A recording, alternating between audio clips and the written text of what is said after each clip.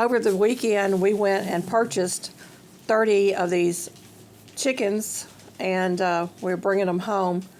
They've never been out roaming, so this is going to be interesting for us and for them as well. But they are 1 year old, and they're already laying. So these are Rhode Island Reds that are mixed with Sexlink.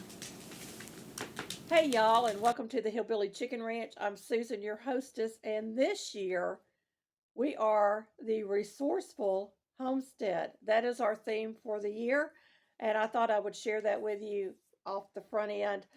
Did you enjoy the chickens so far? We purchased some chickens. We have some DIY projects for y'all, some cleaners, and a DIY rodent deterrent today. In today's video, we're going to be discussing a few things that I'm doing around the house and some things that we received for free and some inexpensive, too expensive natural products that I use around the house and that I make, my DIYs. Come on, girls. It was raining and they were very, very shy. Come on, girls. They've been riding for 2 hours. Y'all gonna come out? Come on.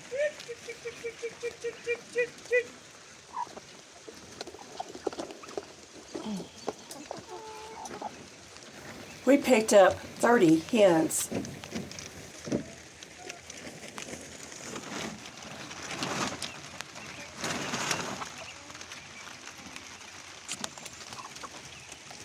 Putting them up for the first night was a chore.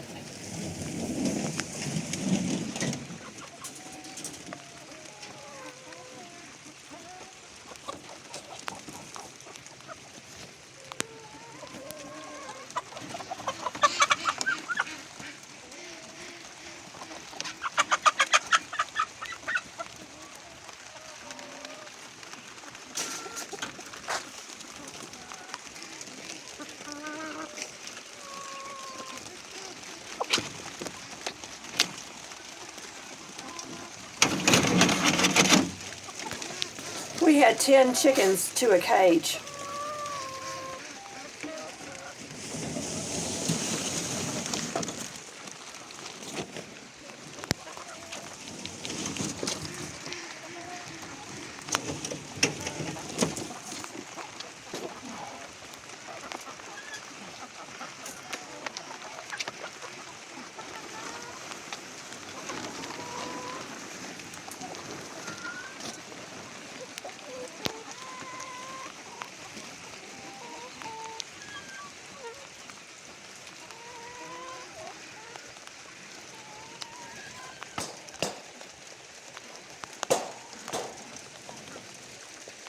The last 2 out, they will explore the yard for the rest of the day.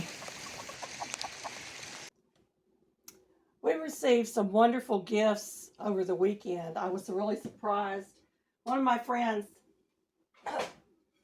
was going through her kitchen stuff and decided she was going to throw out her Pampered Chef pizza stone.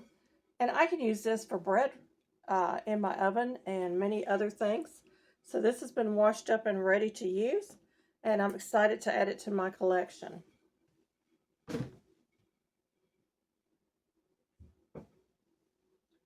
We also received cast iron, and I'm super, super excited about this because I can use this stuff outside to cook with. But the first one I'm going to show you is a fire kettle. It's got the feet on it. It is number 809. And I really need to look it up, but it needs to be clean. So I'm going to be washing this. And I'll get it seasoned as well. We also received this little cast iron pot, which is probably well over 100 years old, according to the man that gave it to us. And it came with the little lid. He had these sitting out in his shed. I'm going to set that in the pot. I'm going to go ahead and pull out this last item. And it is another Dutch oven. And I may have a little trouble getting the lid off. It looks like it's sealed. But it is a large lid on there.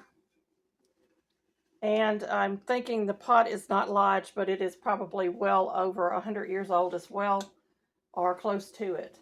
So we're going to try to get this lid off and see if I can get this cleaned up. I'm getting dirty hands from handling it. But it is interesting that people are getting rid of this. I'm actually collecting it.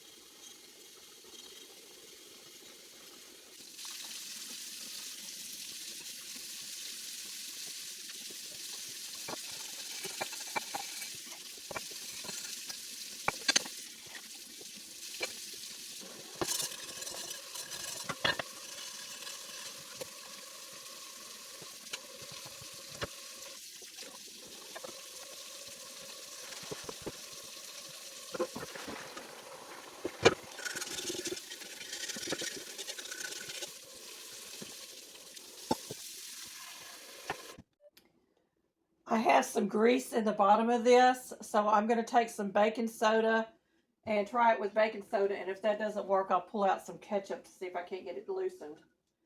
But we want to cover that, let it sit for a few minutes. I'm going to work on this other pot, and then we'll come back and I'll be talking to you about some of the things that happened today.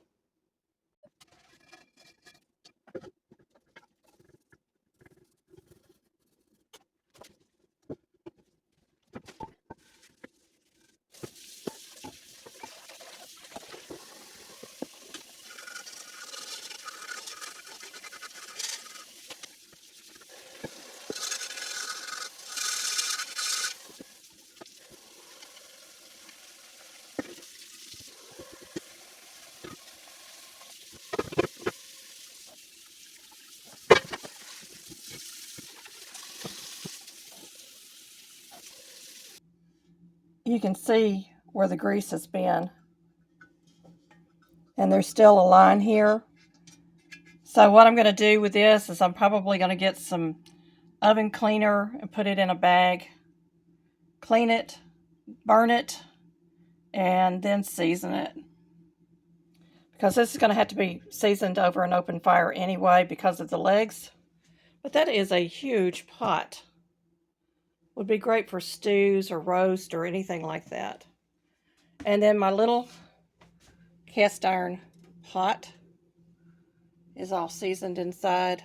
I'm going to have to put that in the oven, that large lid, and get that fully seasoned again. And then here is the Dutch oven. So it's in fairly good shape, and I'm really pleased with how they turned out. In a recent video, I showed you a liquid off my simmer pot, but I'm going to show you how to make the little packet that you can put around your house to deter rodents from your home. Found this on Pinterest. I thought it was quite interesting. And the ingredients are really simple. I've got some Tabascos here, but you can use just about any kind of hot pepper. And you just need a few. You don't need a lot. So I'm going to put that in the center of my cut-up t-shirt. You can use little gauze bags, or, you know, the little mesh bags that are real fine. You don't want to use anything that has got large holes in it. They don't like the smell of hot peppers, cinnamon, bay leaf, star anise, or cloves. So this is going to be a packet. It actually smells good. And you'll put this out maybe every 2 to 3 months in your home, and you can make as many as you need. You want to put them in the corners of your home or countertops, underneath cabinets, things like that, to really deter them from coming into your home. So I'm using 1 cinnamon stick and a couple of star anise. Now mine are broken up, so I'm just going to throw a couple of pieces in here. You don't need a lot of that. It's very pungent. about a tablespoon of cloves, give or take. So I'm just going to throw some in here. And we'll call that a tablespoon. And then a couple of bay leaves. Real easy peasy. And I'm using, you can use the end pieces. You know, sometimes you get some broken up bay leaves. You can use those or the whole ones, either one. So the idea is to get this tied into a bag. So I want the cinnamon stick that way. I'm going to pull up the sides first, the short sides. And I'm just going to pull everything to the middle as tight as I can get it. And I've cut a piece of gimp. And I'm going to go around this a few times to really cinch the top of this. And then I'm going to tie it off and cut off the excess I have of this t-shirt. These can go into the trash or your burn pile, your compost pile after you've used them. So any of those would be great. And you don't have to tie a bow. You can tie a knot.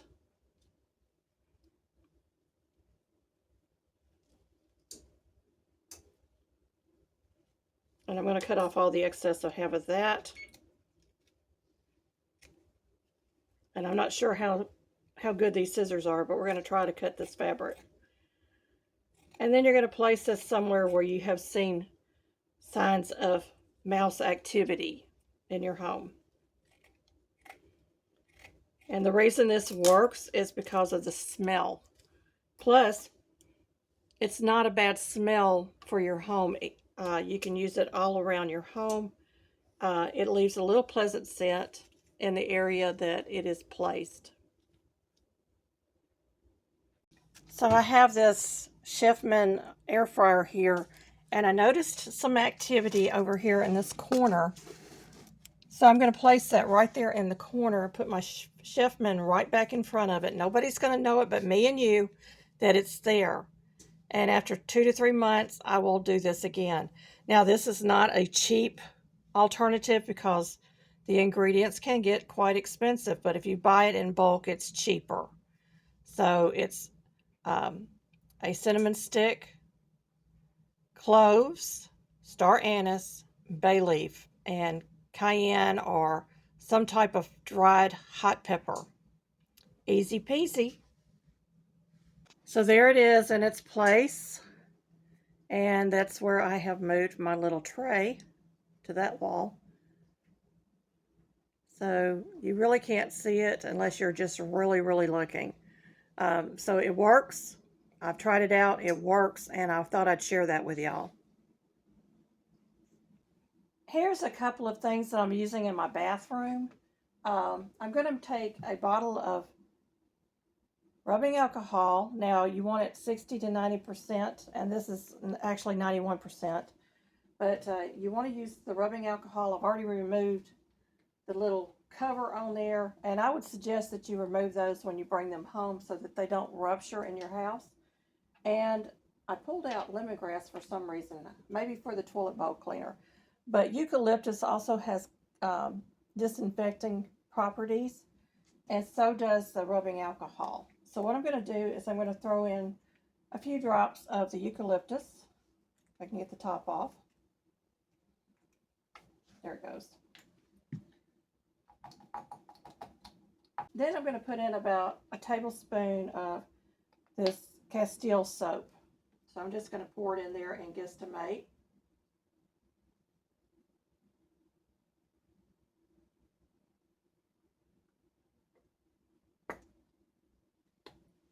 And I'm going to cover it up. And of course I have labeled this bathroom fixture cleaner because you don't want to use this on your skin.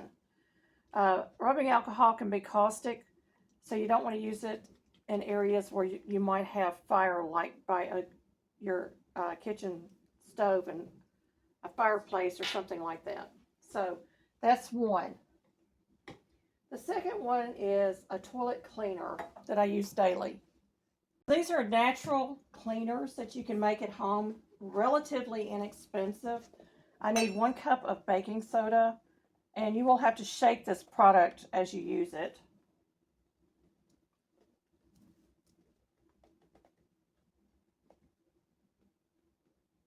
Okay.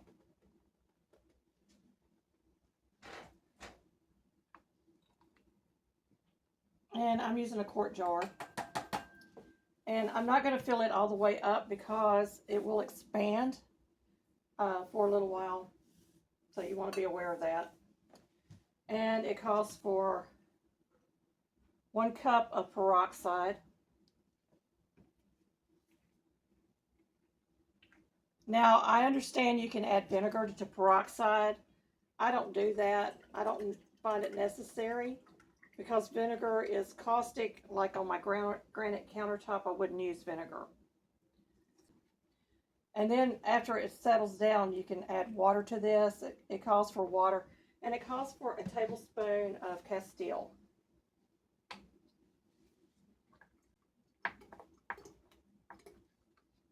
And I'm going to go ahead and add in a little bit of my lemongrass because I like the scent of it.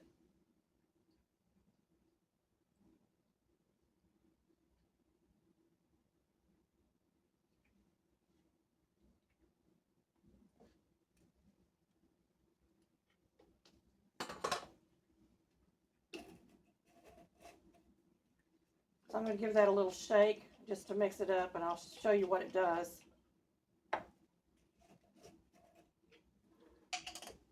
So there it is with just the peroxide. Now I'm going to go ahead and add in 1 cup of water.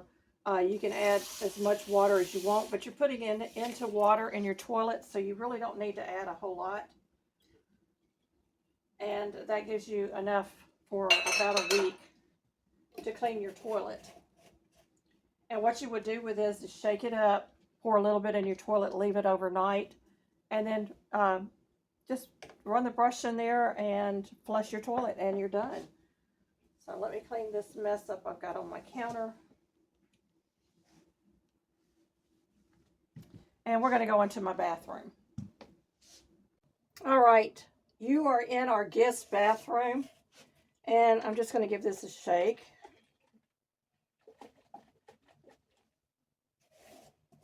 And just for filming's sake, I'm going to pour about a 1/4 cup of that into my toilet. I would normally let this sit overnight. It disinfects and deodorizes, so it does a dual purpose. Excuse my head. And just go in here and clean your bowl. Make sure you get around the rim. And then I would simply flush my toilet.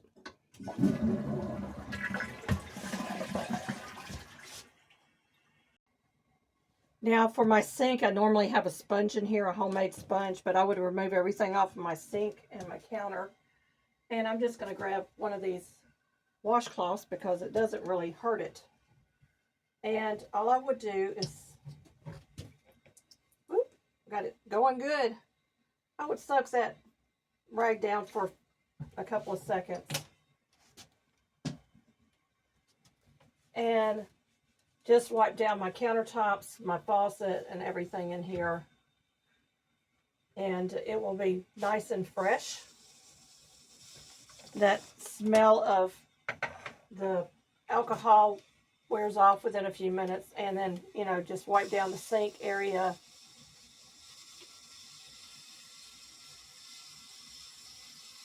Now, it's not going to take all the stains off. You'll have to work on that yourself. But you want to get behind your faucet, you know, because all that water pools back there, and just really clean it up. And it really does shine that up good. And then, of course, you can do your cabinets below.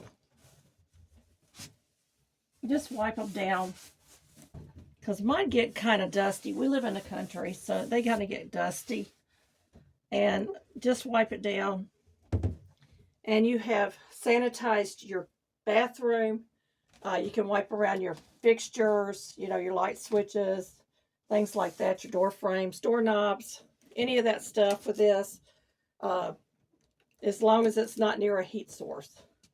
And so that is done.